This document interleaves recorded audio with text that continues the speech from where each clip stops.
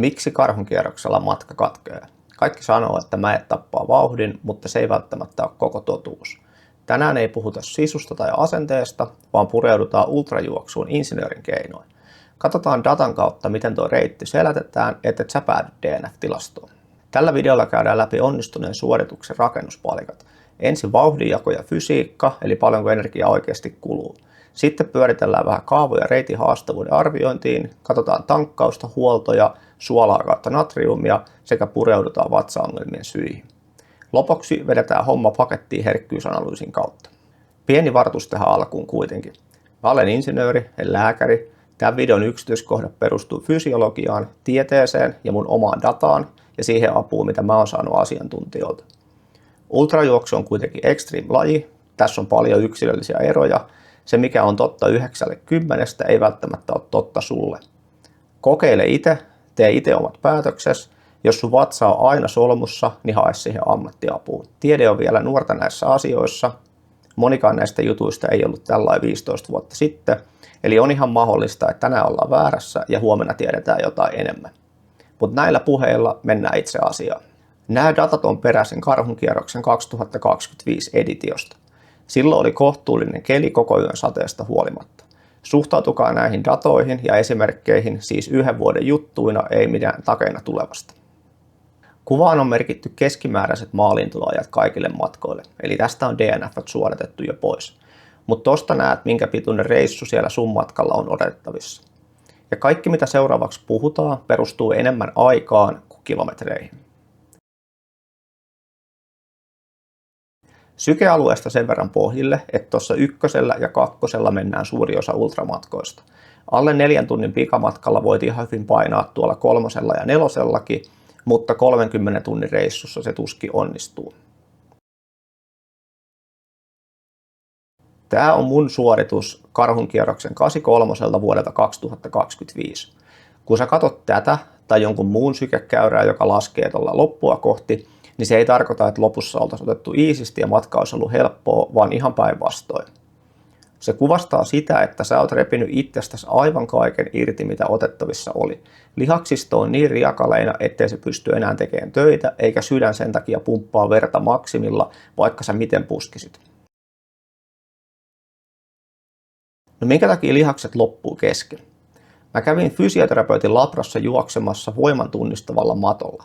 Ja tuosta datasta nähdään, että yksi askel tuottaa noin 1300 newtonia huippuvoimaa, ja kun tämä mallinnetaan siniaallon puolikkaana, yhden askeleen impulssi on noin 200 newton sekuntia.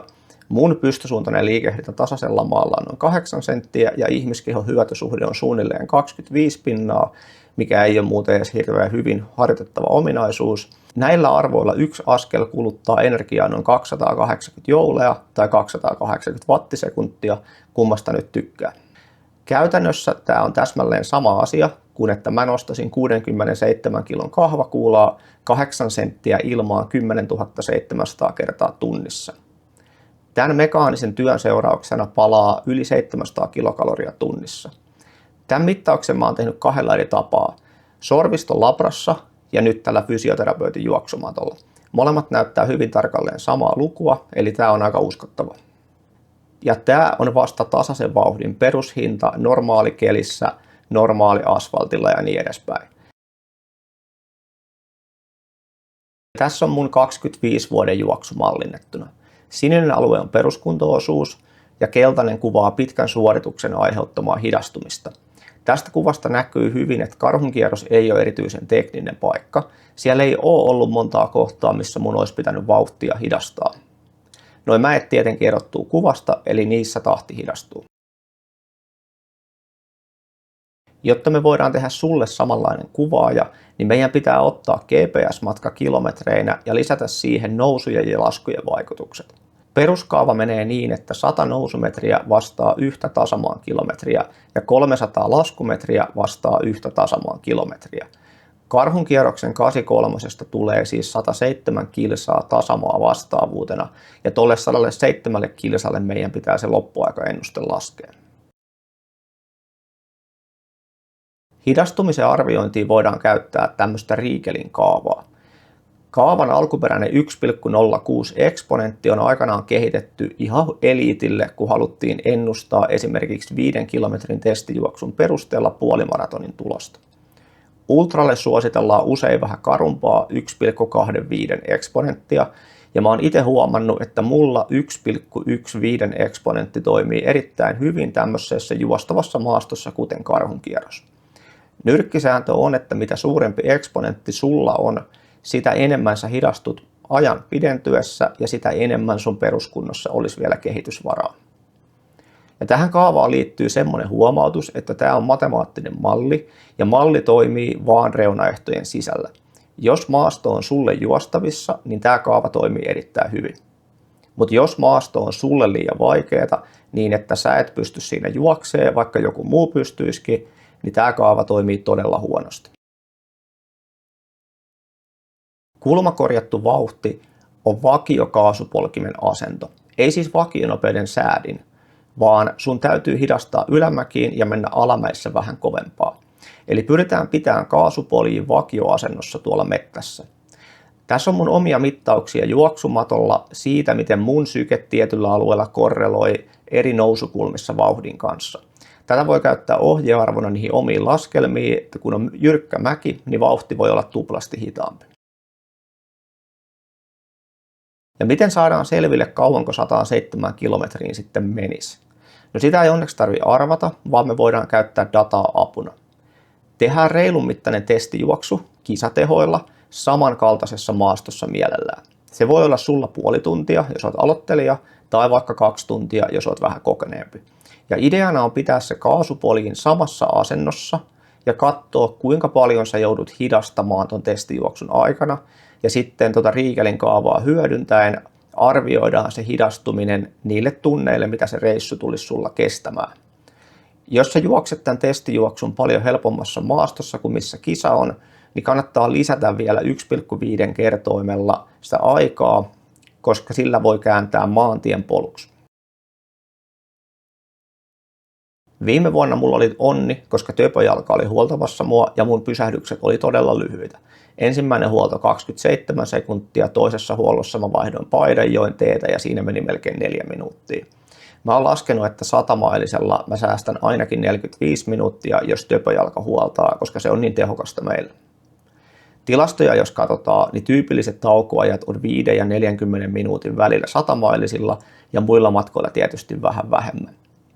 Suunnitelmassa, kun sä teet sitä, turvallinen huoltoaika on 7 minuuttia, jos sä itse joudut täyttää omat lötkös. Sen alle on tosi vaikea päästä yksinään. Huoltajasta on eniten hyötyä, jos sulla on kuntoa juosta koko matka, eikä sun tarvii huolloissa istua alas. Mutta muutenhan se huoltaja voi tulla vaan pitää seuraa ja pitää huolen, että sä et jää sinne huoltolämpöön istumaan. Ennen kuin mennään itse kisa-aikaiseen syömiseen, niin pari sanaa tuosta kisaa edeltävästä energiatankkauksesta. Tavoitteenahan siinä on ladata lihasten ja maksan glykogeenivarastot täyteen, jotta sulla on lähtöviivalla noin 2000-2500 kilokaloria käyttövalmista polttoainetta. Ja pieni fysiikkahuomio tähän, että jokainen gramma hiilihydraattia sitoo itseensä noin 3 grammaa vettä. Eli sun lentoon lähtöpaino nousee siis väkisinkin tankatessa, ja se on hyvä asia. Ruoansulatuksen läpimenoaika on tyypillisesti noin 48 tuntia, joten viimeisen illan buffet-mässäily menee sun mahassa mukana sen koko reissun, minkä sä oot siellä. Mä teen tankkausta ennemmin niin päin, että siinä muutamana päivänä ennen lähtöä syö normaalisti, syö ehkä vähän enemmän, mutta kun treenikulutus on minimissä, niin se energia jää automaattisesti varastoihin. Mulla on toiminut tosi hyvin pelkistetty ruokavalio, pastaa ja jauhelihaa tai riisiä ja kanaa ilman mitään lisukkeita. Tuossa fysiikka-asiossa laskettiin, että tunti vie sen noin 700 kilokaloria, mutta mahasta menee läpi vuorokaudessa vaan ehkä noin 4000-6000 kilokaloria. Eli jos sä oot päivän tai useamman päivän keikalla, niin sä oot väkisin pahassa energiavajeessa ja kroppa joutuu ottamaan sen erotuksen rasvavarastoista. Uutisista saadaan lukea, kuinka huiput pystyy vetämään jopa 120 grammaa hiilaria tunnissa. No jotkut siihen pystyy ja ainakin jonkun aikaa, mutta kestääkö suvatta sitä? Mun oma suolisto ei kestä, vaan mulla alkaa ongelmia tulla jo alle 4 tunnissa noin isoilla määrillä. Kisoissa kannattaa kokeilla isoja määriä vaan, jos sä oot oikeasti harjoitellut sitä etukäteen pitkillä lenkeillä ja se on oikeasti toiminut sulle. Jos ylipäätään suunnittelet ottavas yli 60 grammaa hiilaria tunnissa, niin kannattaa tarkistaa glukoosin ja fruktoosin välinen suhde. Urheiluravinteessa suhde on onneksi yleensä jo valmiiksi kunnossa. Ensimmäinen sääntö on syödä vaan sen verran, mikä oikeasti imeytyy, eli minkä sä kulutat. Jos sä syöt pitkän aikaa enemmän kuin sä kulutat, niin se ajauduttaa kuuvarmasti ongelmiin. Toinen tätä pahentava tekijä on, että juostessa veri pakenee suolistosta jalkoihin. Ja kolmantena tulee iskutus. Ruoka etenee suolistossa nopeammin kuin sen on tarkoitus ja se ei ehdi sulaa kunnolla. Tämä suolistoon kertyvä erittäin väkevä sokeriliuos toimii kuin pesusieni. Se nostaa osmoottista painetta ja alkaa vetää vettä verenkierrosta takaisin suolistoon laimentaakseen itteensä. Tämän seurauksena vatsa turpoo, sulle tulee pahoinvointia, tuntuu, että vattassa hölskyy ja lopulta sulle tulee semmoinen olo kuin virtahevolla. Aivan hirveä ripuli. Ja tilanne pahenee entisestään, kun sä juokset tuntikausia, sä hikoilet, verestä poistuu plasmaa ja siis sun veri paksuuntuu. Sydämen iskutilavuus alkaa laskea ja kroppa joutuu nostamaan sykettä pumpatakseen sitä paksumpaa verta. Ja mikä pahinta, se sulkee verenkierron pois sieltä suolistosta ylläpitääkseen aivojen ja jalkojen verenpainetta. Tässä kohtaa natrium astuu peliin, sillä sen tärkein tehtävä on sitoa nestettä sinne verenkiertoon. Tähän liittyy kuitenkin semmoinen ikävä asia, että suolan saanti ei osu kohdalleen, ellet oikeasti laske natriumin saantia. Liian pieni ja liian suuri määrä ajaa hyvin samanlaisiin oireisiin, joita on reitillä mahdotonta erottaa toisistaan. Sormet, varpaat, kädet, jalat, turpoo, tai sulla on jatkuva virtsaamisen tarve ja sä mietit, että oot sä juonut liikaa tai liian vähän. Ellet sä ota lisäsuolaa, niin todennäköisempää on, että sä saat suolaa ihan liian vähän tuolla reitillä. Pöytäsuolassa eli natriumkloridissa on enemmän kloridia kuin natriumia.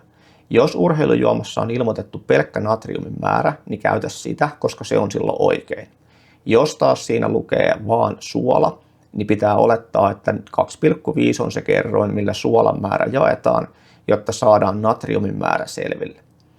Hikoillessa menetetään myös kaliumin ja magnesiumin kaltaisia elektrolyyttejä, mutta veriplasman tilavuuden ja nestetasapainon kannalta natrium on ylivoimaisesti tärkein ja siksi me keskitytään siihen. Kun suorituksen kesto pitenee, kannattaa myös harkita, josko geelien sijaan ottaisikin ihan oikeaa ruokaa. Courtney Dauwalter söi aikanaan paljon perunamuusia suolattuna. Riisi on myös erinomainen vaihtoehto ja itse asiassa perunamuusin paino-kalorihyötysuhde on aika huono verrattuna riisiin. Jos sun tarvii optimoida repun painoa, niin riisi olisi noista parempi vaihtoehto. Myös leivät, pastat ynnä muut on hyviä ja toimivia vaihtoehtoja. Moni myös jännittää ensimmäistä yön ylijuoksua. Kofeiinia voi toki halutessaan ottaa vireystilan ylläpitoa, mutta se ei ole mikään pakko. Sen yhden yön sä jaksat juosta ilman kofeiiniakin, ja kofeiini voi vaikuttaa negatiivisesti sun vatsan toimintaan, jos et ole sitä testannut. Käytännössä tämä kokonaisuus on aika helppo Excel-harjoitus. Otat etapit ja arvioit paljonko sulla menee aikaa niihin, suhteutat sen siihen, mitä sä oikeasti pystyt kantaan siellä. Sitten lasket natriumin kautta suolan, energian ja nesteen määrän. Ja tuohon Exceliin, kun sä naputat luvut, voit kokeilla muutamaa eri tuotetta, niin sä päädyt aika nopeasti hyvään lopputulokseen. Ja tämä on oikeastaan se minimimäärä asioita, mitä kannattaa ottaa huomioon, kun sä lähdet pidemmälle reissulle. Ja vielä pieni herkkyysanalyysi siihen suunnitelmaan. Säähän voi olla aivan mitä tahansa. Kuumalla tulee lämpökuormaa, keho pumppaa verta iholle viilentyväkseen, mikä tarkoittaa vähemmän verta lihaksille. Se tarkoittaa korkeampaa sykettä, enemmän hikoilua ja suurempaa nesteen tarvetta. Kylmällä taas menee energiaa siihen, että keho pitää lämmittää. Matkalla on tosi tärkeää säätää vaatetusta heti, ei hikoilla turhaan, ei palella turhaan. Ja kun sä tiedät nämä sun omat suunnitteluparametrit, minkä sisällä sä voit säätää, niin sä pystyt pysyyn pallon päällä siellä kisatilanteessakin. Varsinkin jos sun suunnitelma perustuu siihen, että kaikki kalorit tulee nesteenä, niin se alue, missä se suunnitelma toimii, on loppupelissä aika kapea. Mä jätän tähän loppuun vuoden 2025 väliaikataulukon näkyviin, niin sä voit katsoa tästä sitä omaa matkaa ja sitä omaa tavoitetta kohti.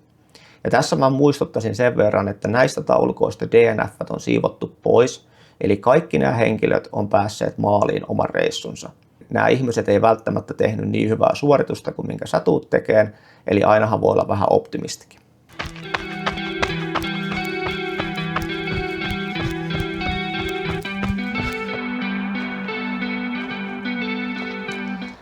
Kiitos kun jaksoit katsoa loppuun asti. Toivottavasti sulla on nyt kisa-excelit kunnossa ja solidi plääni, millä vältetään se DNF-tilaston kartuttaminen. Jos sulla jää jotain kysyttävää tai haluat kertoa muille, mikä sulla toimii, niin laita kommenttia tuohon alas ja jatketaan juttua siellä. Tarvittaessa tehdään lisää insinöörimatskuakin, mutta periaatteessa keskitytään enemmän tuohon poluista nauttimiseen tällä kanavalla. Ei mitään, hyviä tsemppejä nyt loppureeneihin ja nähdään seuraavissa seikkailuissa. Moro! 5, 4, 3, 2, 1, mene!